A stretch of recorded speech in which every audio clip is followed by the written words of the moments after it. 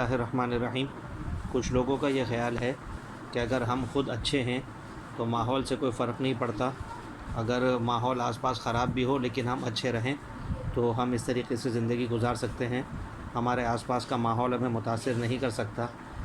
حالانکہ احادیث مبارکہ میں 3 احادیث مبارکہ میں آج آپ کو بتاؤں گا جن سے یہ بات ثابت ہوتی ہے کہ ماحول کا انسان کے اوپر بہت اثر پڑتا ہے۔ ایک حدیث مبارکہ وہ ہے جو بہت مشہور ہے کہ بنی اسرائیل میں ایک شخص تھا جس نے 99 لوگوں کو قتل کر دیا تھا، اور اس نے جو ہے وہ اس کے بعد توبہ کرنے کی اس نے ارادہ کیا، اور وہ ایک عالم کے پاس گیا اور ان سے یہ کہا کہ مجھے توبہ کرنی ہے تو میں کیا کروں۔ وہ عالم جو تھے انہوں نے یہ کہا کہ بھائی تمہاری توبہ تو قبول نہیں ہو سکتی، تو اس شخص نے اس عالم کو بھی قتل کر دیا، اور اس کے بعد پھر بھی اس کو تسلی نہ ہوئی تو وہ ایک اور بڑے عالم کے پاس گیا، ان سے جا کر بات کی تو انہوں نے کہا تمہاری توبہ بالکل قبول ہو سکتی ہے، لیکن اس کے لیے تمہیں جو ہے وہ اپنا جو محلہ ہے جہاں تم رہتے ہو اسے چھوڑنا ہوگا۔ تو یہ روایت بتاتی ہے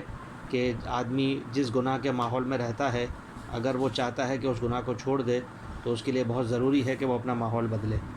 دوسری روایت وہ ہے جسے امام احمد بن حنبل رحمۃ اللہ علیہ نے اپنی مسند میں نقل کیا ہے۔ وہ یہ فرماتے ہیں کہ رسول اللہ صلی اللہ علیہ وسلم اور حضرت ابوبکر صدیق رضی اللہ تعالیٰ عنہ جب ہجرت کے سفر میں تھے تو راستے میں وہ ایک جگہ سے گزرے، تو وہاں پر ایک صاحب تھے جن کا نام سعد تھا۔ انہوں نے یہ کہا کہ یہ ایک راستہ ہے جو مختصر ہے مدینہ منورہ کی طرف جانے کے لیے،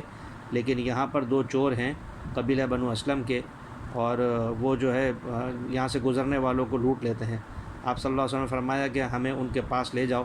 اور اس کے بعد جب بھی آپ صلی اللہ علیہ وسلم سے ان دونوں چوروں کی ملاقات ہوئی تو آپ صلی اللہ علیہ وسلم نے ان پر اسلام کی دعوت پیش کی، وہ دونوں مسلمان ہو گئے۔ آپ صلی اللہ علیہ وسلم نے انہیں یہ حکم دیا کہ میرے پاس مدینے چلے آؤ۔ تو یہ روایت بھی یہ بتاتی ہے کہ چوروں کو جس جگہ سے چوری کی یعنی ان کو عادت پڑ گئی تھی، اور جس جگہ پہ وہ رہ رہے تھے، تو عام طور پر ایسا ہوتا ہے کہ کسی جگہ پہ خدا نخواستہ گناہ ہو جائے تو اس جگہ پہ رہتے ہوئے گناہ کی یاد ستاتی ہے اور آدمی کا دوبارہ گناہ کرنے کا دل چاہتا ہے، اس لیے رسول اللہ صلی اللہ علیہ وسلم نے حکم دیا کہ اپنی اس جگہ کو چھوڑ دو۔ تیسری روایت وہ ہے کہ جس کو امام حاکم رحمۃ اللہ علیہ نے اپنی مستدرک میں نقل کیا ہے۔ وہ یہ فرماتے ہیں کہ حضرت عبداللہ بن عمر رضی اللہ تعالیٰ عنہما کی روایت ہے کہ وہ حضور صلی اللہ علیہ وسلم کے ساتھ سفر میں تھے، ایک دیہاتی آیا، آپ صلی اللہ علیہ وسلم نے اس سے پوچھا کہ تم کہاں جا رہے ہو؟ اس نے کہا اپنے گھر والوں کے پاس۔ آپ صلی اللہ علیہ وسلم نے کہا کہ تم کوئی بھلائی کی چیز چاہتے ہو؟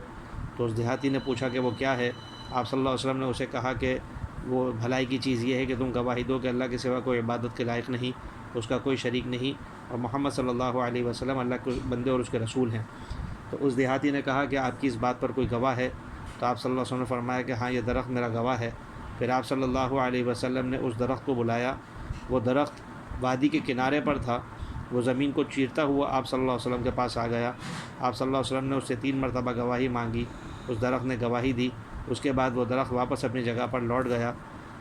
اور اس دیہاتی کے بارے میں یہ آتا ہے کہ دیہاتی نے یہ کہا کہ اگر میری قوم میری بات مانے گی تو میں انہیں آپ کے پاس لے آؤں گا، ورنہ میں خود آپ کے پاس آ جاؤں گا۔ تو وہاں پر بھی یہی بات ہوئی کہ اگر وہ دیہاتی وہاں پر رہتا اور واپس نہ آتا تو شاید اس کے گناہ میں مبتلا ہونے کا خطرہ ہوتا، اس لیے اس نے اس جگہ کو چھوڑ دینے کو ترجیح دی۔ اللہ تبارک و تعالی ہم سب کو اس بات کی سمجھ عطا فرمائے کہ گناہوں کو چھوڑنے کے لیے ماحول کا بدلنا بہت ضروری ہے، اور گناہوں کی جگہ سے بچنا اور گناہ کی جگہ سے نکل جانا یہ بہت ضروری ہے۔ السلام علیکم ورحمۃ اللہ وبرکاتہ۔